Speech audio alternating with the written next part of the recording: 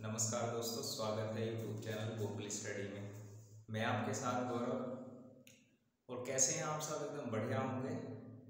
पिछली वीडियो आपने देखी होगी। आज हम शुरुआत करेंगे अपनी दूसरा नेक्स्ट, यानी कल जो अपने पॉइंट हुए थे उससे नेक्स्ट हम बात करने वाले हैं। और एक पॉइंट टू पॉइंट हम पढ़ते चलेंगे। ऐसा कोई क्वेश्चन नहीं होगा जो आप नहीं कर पाओ। तो लास्ट हमने पढ़ा था कोशिका के बारे में। कोशिका के अंग कितने होते हैं, जैसे अंग का उपापचय अंग कौन से हैं, और जो हमारे उपापचय में निष्क्रिय पदार्थ कौन से होते हैं और सक्रिय पदार्थ कौन से होते हैं। तो वहाँ पर हमने सक्रिय पदार्थ के बारे में पढ़ा है। लाइसोसोम क्या होती है, तारकाय क्या होता है, माइटोकॉन्ड्रिया क्या होती है, इसके बारे में पढ़ा है। और आज हम पढ़ने वाले हैं निष्क्रिय पदार्थ क्या हैं। तो जितने भी लोग वीडियो देख रहे हैं, तो वीडियो आपको लाइक नहीं करना है स्टार्टिंग में, वीडियो आपको कंटिन्यू देखनी है। और यदि पसंद आए तो आपको लाइक करना है, और लाइक के साथ साथ कमेंट्स भी करना है। और आप चाहो तो चैनल को सब्सक्राइब कर सकते हैं यदि आपको लगता है कि मैंने कुछ अच्छा और सुटेबल पढ़ाया है। करते हैं शुरुआत अपने टॉपिक की। चलो, अब यदि बात की जाए तो हमारे पॉइंट रह गए थे। अब हम सबसे पहले लवक के बारे में पढ़ते हैं। लवक एक हमारा पॉइंट रह गया था। लवक इसको बोलते हैं प्लास्टिड। सबसे पहला पॉइंट होता है इसके बारे में, मैंने बताया है आपको, यदि कोई भी हमारा शब्द लिखा है तो उसके बारे में सबसे पहले क्या जानना जरूरी होता है। सबसे पहले जानना जरूरी होता है उसकी खोज किसने की और कार्य क्या है इसका। तो पहला पॉइंट यदि बात की जाए पहले पॉइंट के बारे में, इसकी खोज किसने की, तो वहाँ आपका आंसर होगा हैकल ने। क्या आंसर होगा आपका? हैकल। किसने की थी खोज? हैकल ने की थी। और बात आती है यह किसमें होता है और ये कार्य क्या करता है। तो मोस्टली ये पॉइंट आपको याद रखने हैं। यह है पादप कोशिकाओं में होता है, पादप कोशिका में होता है। और बात आती है हमारे पादप कोशिका में होने के साथ साथ क्या जंतु कोशिकाओं में पाया जाता है, तो बिल्कुल जंतु कोशिकाओं में नहीं पाया जाता है। और यह नील हरित शैवाल में भी नहीं पाया जाता है। नील हरित शैवाल व जीवाणुओं में भी नहीं पाया जाता है। ये बात आपको याद रख लेनी है, क्योंकि वहां पर एग्जाम में किस तरीके से सवाल बनता है। बेसिक तौर पर जो हमारे प्लास्टिड है, क्या प्लास्टिड होता है जो पादप में किसी भी कलर के लिए वाहक या कलर का निर्धारण किसके द्वारा होता है, प्लास्टिड के कारण ही होता है कलर का निर्धारण, यानी रंग का निर्धारण। तो इसमें हमारे तीन आते हैं, और तीन कौन कौन से हैं। एक तो हमारे तीन प्रकार के लवक होते हैं, और तीन प्रकार के लवक कौन से हैं। एक तो हमारा आपने सुना होगा क्लोरोप्लास्ट होता है, एक होता है क्रोमोप्लास्ट, एक होता है ल्यूकोप्लास्ट। यानी आपने नाम सुना होगा क्लोरोप्लास्ट के संबंध में, तो कैसे नाम सुना होगा, जैसे हरित लवक, यानी हरित लवक में क्या पाया जाता है, तो वहाँ किसको कहेंगे, वहाँ क्लोरोप्लास्ट। किसके कारण? पत्तियां हरी होती हैं। ये एग्जाम में आपसे पूछा जाता है या आपने पढ़ा होगा। तो अब हम बात करते हैं लवक के प्रकार की। तो लवक के प्रकार कितने होते हैं? लवक के प्रकार, तो लवक के प्रकार हमारे होते हैं तीन। कितने होते हैं? तीन प्रकार के हमारे लवक होते हैं। ध्यान से पॉइंट समझते हुए चलना है। देखो, पहला पॉइंट क्या है उसकी हम बात करते हैं। इसको बोलते हैं क्लोरोप्लास्ट। क्या बोलते हैं इसको? क्लोरोप्लास्ट। और दूसरा होता है हमारा क्रोमोप्लास्ट, क्रोमोप्लास्ट। और थर्ड होता है हमारा ल्यूकोप्लास्ट। ल्यूकोप्लास्ट आता है हमारा थर्ड नंबर का। अब यहाँ ये जानना जरूरी होता है कि सेकंड, इसको बोलते हैं क्लोरोप्लास्ट को हरित लवक। नाम मैं लिखता हूं, इनको क्या बोलते हैं? इनको हरित लवक बोलते हैं, हरित लवक। और इसको बोलते हैं वर्णी लवक। और थर्ड नंबर होगा हमारा, इसको बोलते हैं अवर्णी लवक, अवर्णी लवक। अब यदि बात की जाए हमारी अवर्णी लवक या हरित लवक में, इनमें छोटा सा एक पॉइंट के बारे में डिफरेंसेस है, हम इसको समझते चले तो कैसे हम समझ सकते हैं। तो देखो, क्लोरोप्लास्ट की बात की जाती है तो क्लोरोप्लास्ट में सबसे पहला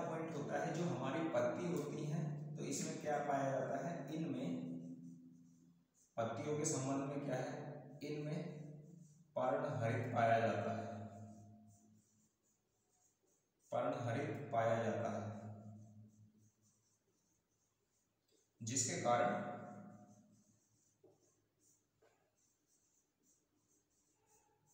पत्तियां हरी होती हैं।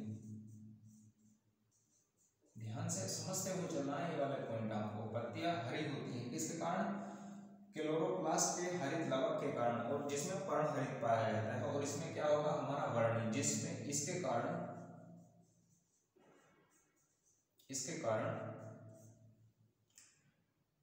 जो हमारे फल होते हैं, फल व फूलों के रंगों का निर्धारण होता है, आपने देखा होगा यदि गाजर की बात की जाए, निर्धारण होता है। यदि बात की जाती है यहाँ पर हमारी गाजर किसके कारण, यानी नारंगी कलर किसके कारण होता है, या फिर हमारी जो येलो कलर होता है वो किसके कारण होता है, ये इसके बारे में यहाँ पर आते हैं पॉइंट वर्णीय लवक में ही, कि हमारा कौन सा है, जो जैसे आपने सुनने होंगे नाम कैरोटीन, तो वहां पर कैरोटीन के कारण गाजर का रंग क्या हो जाता है, हमारा नारंगी होता है, उनके बारे में बात करेंगे। तो मोस्टली फल व फूलों में क्या होता है, वर्णीय लवक पाया जाता है। और इसमें मुख्यतः लवक का नाम आप लिखेंगे, लवक का नाम लिखेंगे एंथोसाइनिन। एंथोसाइनिन बहुत महत्वपूर्ण लवक है, एंथोसाइनिन मुख्यतः लवक है इसमें। और बात हमारी आती है ल्यूकोप्लास्ट यानी अवर्णीय लवक। नाम से ही है कि जिसमें वर्ण नहीं है, कलर नहीं होता है, उसको बोलते हैं अवर्णीय लवक। इसमें या इसके कारण कोई भी रंग नहीं होता है,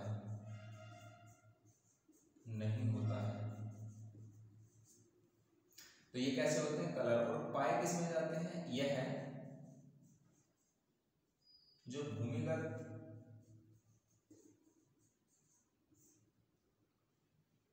अंग होते हैं, भूमिगत अंगों में, और किसके, पादपों के भूमिगत अंगों में पाए जाते हैं। जैसे आलू की बात की जाए, आलू भूमिगत अंग है, तो उसके अंदर आपने देखा होगा कलर लेस होता है, कलर होता ही नहीं है, तो वहां पर क्या होता है, उसमें अवर्णीय लवक पाया जाता है। और जड़ें होती हैं, तो जड़ें कैसी होती हैं, कोई कलर नहीं पाया जाता, आपने देखा होगा व्हाइट टाइप की हमारी क्या होती हैं, जड़ें होती हैं पादपों की। अब मुख्यतः यहाँ पर नाम आ जाता है हमारे, जैसे कैरोटीन में वाहक क्या है, जैसे गाजर का रंग किसके कारण होता है, तो उसके बारे में हम बात कर लेते हैं। तो मुख्यतः हरित लवक के संबंध में या फिर वर्णीय लवक के संबंध में उसको हम कैसे समझ सकते हैं, तो 3 नाम हमारे आते हैं यहाँ पर मुख्यतः, और उन 3 नाम के बारे में बात करें कौन कौन से हैं। एक तो हमारा क्लोरोफिल। ध्यान से आपको ये बात समझनी है कि जो हमारा एक पॉइंट है, और पॉइंट कौन सा है, यहाँ इसको इधर से समझते चलेंगे हम। यहाँ क्लोरोफिल यानी पत्तियां क्लोरोप्लास्ट के कारण, हरित लवक के कारण तो होती हैं हरी। अब बात आती है इसमें हो पाया क्या जाता है, तो याद रख लेना इसमें क्लोरोफिल पाया जाता है, क्लोरोफिल पाया जाता है। ये पॉइंट आपको याद रख लेना है, क्योंकि इसके अंदर जो क्लोरोफिल होता है उसी के कारण हमारी क्या होती है, पत्तियां हरी होती हैं। जो वाहक जिसको हम बोल लेते हैं पर्ण, जिसकी बात हमने की थी, तो उसको क्लोरोफिल हम बोलते हैं। क्लोरोफिल के हमारे 3 प्रकार हैं, और 2 प्रकार क्लोरोफिल ए,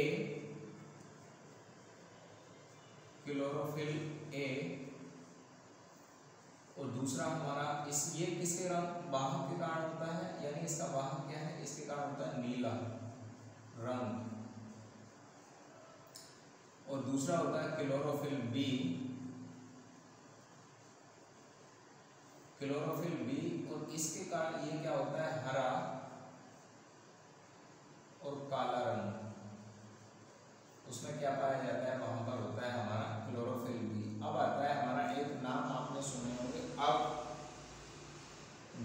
ज़ैंथोफिल मुख्यतः ज़ैंथोफिल, और ज़ैंथोफिल के भी हमारे दो प्रकार हैं, और दो प्रकार कौन कौन से हैं देखो ध्यान से आपको समझते चलना है। ज़ैंथोफिल में पहला टाइप होता है हमारा कैरोटीन, और कैरोटीन इसके कारण नारंगी रंग होता है, नारंगी रंग होता है, नारंगी रंग होता है। और दूसरा आता है हमारा जिसके बात करते हैं हम नेक्स्ट, जिसके कारण होता है पीला कलर। और पीला कलर यदि बात की जाए तो उसका नाम क्या है, तो वहां पर आपको याद रख लेना है, मुख्यतः ज़ैंथोफिल आता है वहां पर। ये दूसरा नाम,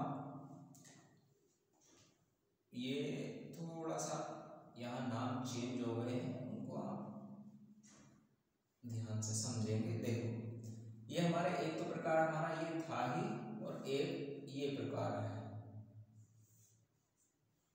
ये दोनों अलग अलग टाइप है, मैंने अलग लिखा, एक ये प्रकार, दूसरा थर्ड नंबर का और फोर्थ नंबर का। इसको हम मान सकते हैं, चाहे अलग ले सकते हो या फिर सेम ले सकते हैं। ज़ैंथोफिल यानी इसके कारण क्या होता है पीला रंग, इसके कारण पीला रंग होता है।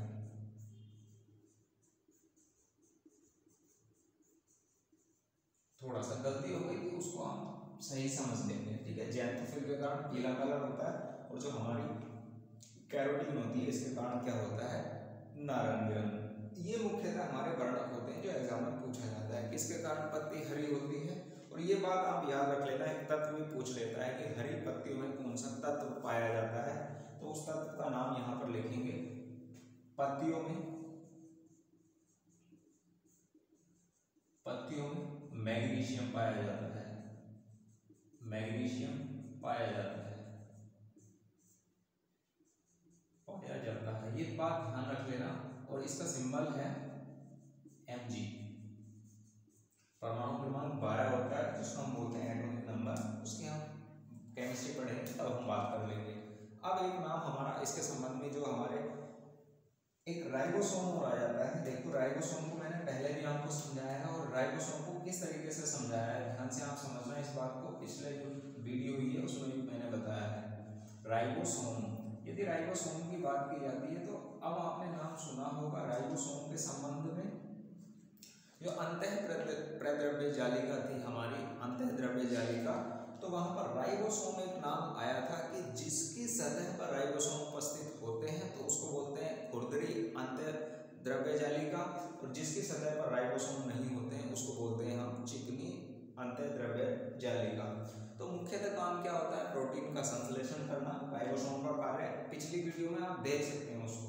राइबोसोम का मुख्यतः कार्य होता है एक प्रोटीन का संश्लेषण करना, वसा का संश्लेषण करना, और हमारे इंसुलिन जो हार्मोन होता है उसके लिए सहायता प्रदान करता है, जो इंसुलिन हार्मोन स्रावित होता है। और अग्नाशय रस जो होता है, अग्नाशय से निकलता है हमारा इंसुलिन हार्मोन। तो ये था हमारा राइबोसोम का कार्य, पढ़ लेना उसको, आप वापस से देख भी सकते हैं, स्क्रीनशॉट आप इसका ले सकते हैं। वीडियो पॉज करो और आप इसका स्क्रीनशॉट लो, फिर नेक्स्ट हम बात करते हैं। अब हम बात करते हैं, ये सब हमने पढ़े उपापचय के सक्रिय पदार्थ। अब हम बात करते हैं निष्क्रिय पदार्थों के बारे में। निष्क्रिय पदार्थ हमारे कौन कौन से होते हैं।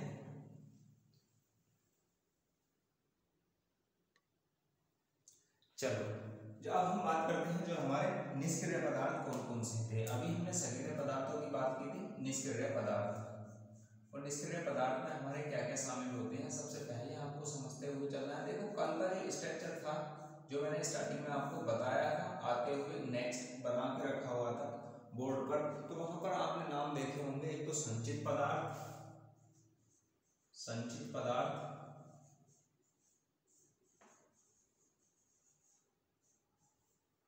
और दूसरा नाम देखा होगा आपने स्रावित पदार्थ, स्रावित पदार्थ, ये नाम आपने देखे होंगे। और थर्ड नाम देखा होगा आपने उत्सर्जी, उत्सर्जी पदार्थ। ये तीन नाम आपने देखे होंगे, बात की जाती है किसके संबंध में, निष्क्रिय पदार्थों के संबंध में। तो देखो हमें कहाँ कौन कौन सी चीज पढ़ते हुए चलना है। संचित पदार्थों में हमारे मुख्यतः कौन शामिल होगा, संचित पदार्थों में शामिल होता है कार्बोहाइड्रेट,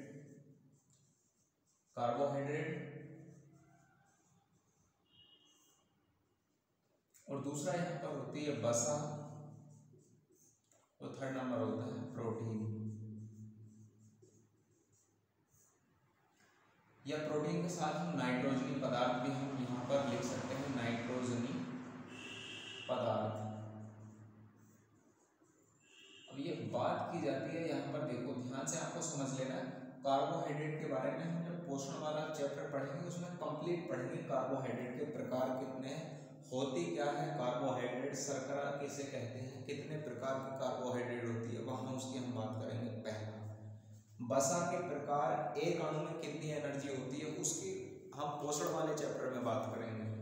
और प्रोटीन की भी हम पोषण वाले चैप्टर यानी में बात करने वाले हैं। इसका और इसका पूरा कंप्लीट बेसिक पोषण के चैप्टर में पढ़ेंगे। अभी तो हम निष्क्रिय पदार्थ के संबंध में पढ़ना क्या है ये लिखा था इधर। अब आता है स्रावित पदार्थ, और देखो स्रावित पदार्थ में क्या शामिल होता है, स्रावित पदार्थ में होता है शामिल एक तो हमारे एंजाइम शामिल होते हैं, और दूसरा शामिल होता है हार्मोन। जब हम ग्रंथि वाला चैप्टर पढ़ेंगे वहां पर पढ़ेंगे कंप्लीट हार्मोन में अंतर क्या है, एंजाइम में क्या अंतर है, कौन सा हार्मोन किस ग्रंथि से निकलता है, कौन सा एंजाइम किस ग्रंथि से निकलता है, कंप्लीट वहां हम पढ़ने वाले हैं इनके बारे में बेसिक से ही है क्या ये। उत्सर्जी पदार्थ, उत्सर्जी पदार्थ का मतलब आप समझ सकते हो, जैसे हमारे ग्रंथियों से निकलने वाले या स्रावित होने वाले पदार्थ ही होते हैं ये उत्सर्जी पदार्थ। अब उत्सर्जी पदार्थों में कैसे हम समझ सकते हैं, पादपों के संबंध में थोड़ा सा इसके बारे में आप सुन लो। जो हमारे उत्सर्जी पदार्थ हैं, उत्सर्जी पदार्थ होते हैं वे जब पादप कोशिकाओं में पाचन नहीं होता है, किसी का ऐसा पदार्थ है उसका पाचन नहीं होता है, तो वहां पर उत्सर्जन के तौर पर बाहर निकलना शुरू होते हैं। मानव में तो वैसे निकल जाते हैं उत्सर्जी पदार्थ, उत्सर्जी अंगों के द्वारा अलग हो जाते हैं। यदि मूत्र की बात की जाए तो वहाँ मूत्र से अलग हो जाता है, मल की बात की जाए वहाँ पर अलग हो जाता है। पर जो पादप होते हैं तो उनके संबंध में किस प्रकार हमारी आती हैं परिभाषाओं, या फिर कौन कौन से हमारे पदार्थ यहाँ आते हैं। तो उत्सर्जी पदार्थ में एक तो हमारा शामिल हो जाएगा क्या, जैसे आपने सुने होंगे कुनैन,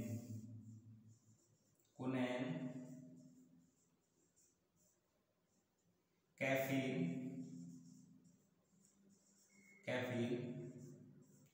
मॉर्फिन, अगला नाम सुना होगा आपने कोकेन। ये वे सभी नाम होते हैं जो उत्सर्जी पदार्थ के तौर पर हमें पादपों से प्राप्त होते हैं। यही पदार्थ हमारे उत्सर्जी पदार्थ कहलाते हैं, कुनैन। और ये बात आप ध्यान रख लेना, ये किससे प्राप्त होता है, ये प्राप्त होता है सिनकोना वृक्ष की छाल से, वृक्ष की छाल से। कैफीन कॉफी से, कॉफी के बीजों से।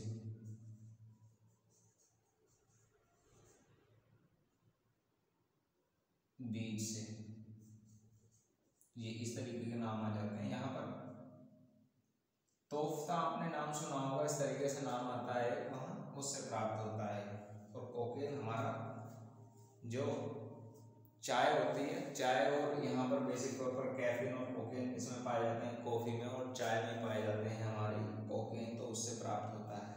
और एक नाम हमारा यहाँ पर आ जाता है जो तंबाकू से प्राप्त होने वाला, एक आपने सुना होगा तंबाकू से प्राप्त होता है। और तंबाकू में मिलने वाला निकोटीन पदार्थ हम जिसको बोलते हैं, वो वहाँ भी ये भी उत्सर्जी में शामिल हो जाता है। क्या बोलते हैं उसको, निकोटीन।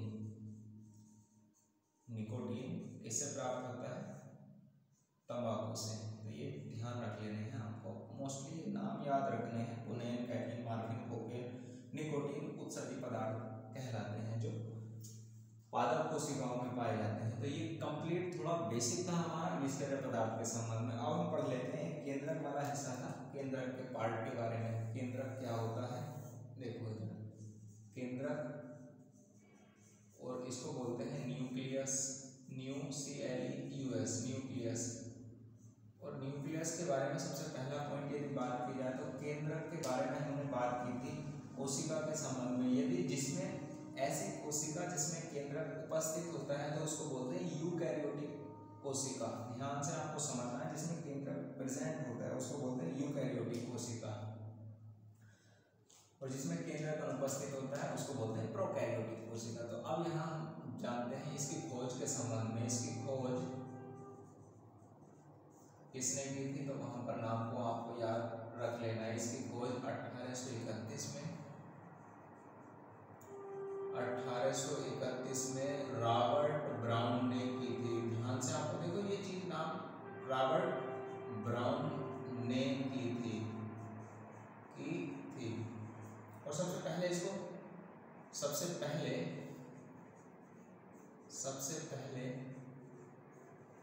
इसको पादपों में देखा था।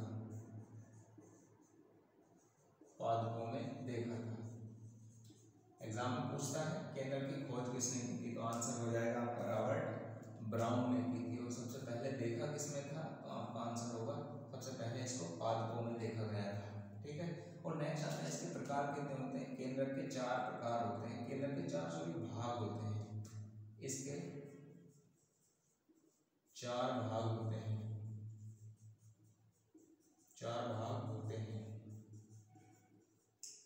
और नेक्स्ट यदि भाग की बात की जाए कौन से भाग हैं, देखो एक तो होता है हमारा केंद्रक द्रव्य। ध्यान से आपको समझना है केंद्रक द्रव्य।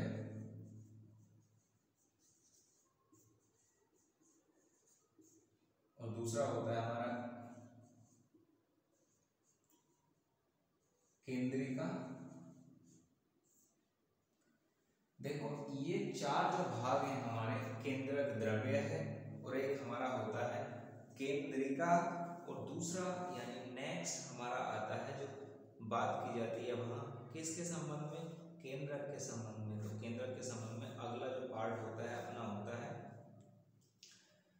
केंद्रिका कला, यानी कि जो हमारी प्लाज्मा या जो साइटोप्लाज्म जिसको हम बोलते हैं केंद्रक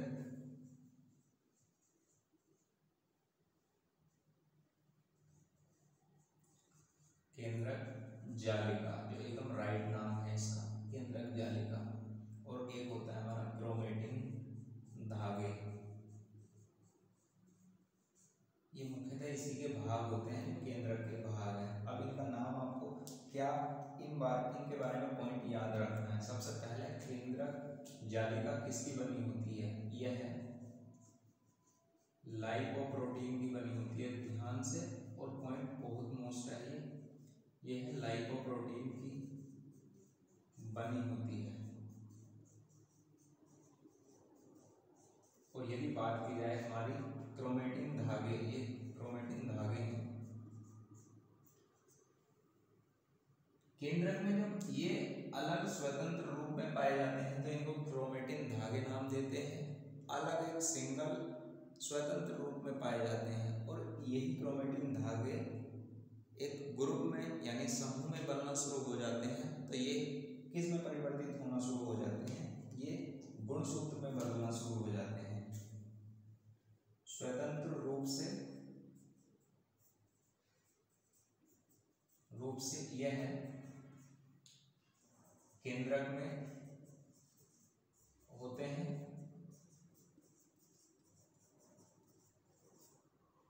और समूह में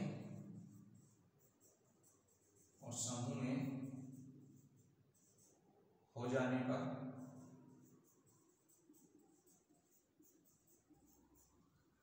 यह गुणसूत्र में परिवर्तित हो जाते हैं।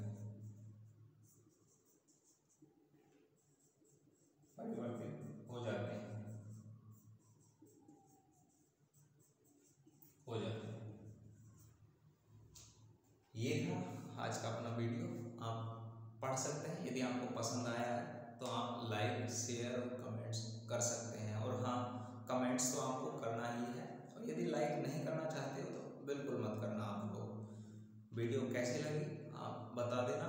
और नेक्स्ट हम बात करेंगे अगला, जो अपने जंतु कोशिका पादप कोशिका में अंतर क्या होता है, यानी उनके अंतर के बारे में पढ़ेंगे।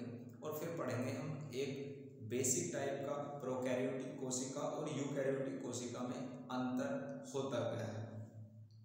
थैंक यू, आज के लिए इतना ही। और हाँ, आप इसका स्क्रीनशॉट ले सकते हैं। मैं हट जाता हूँ इधर साइड में।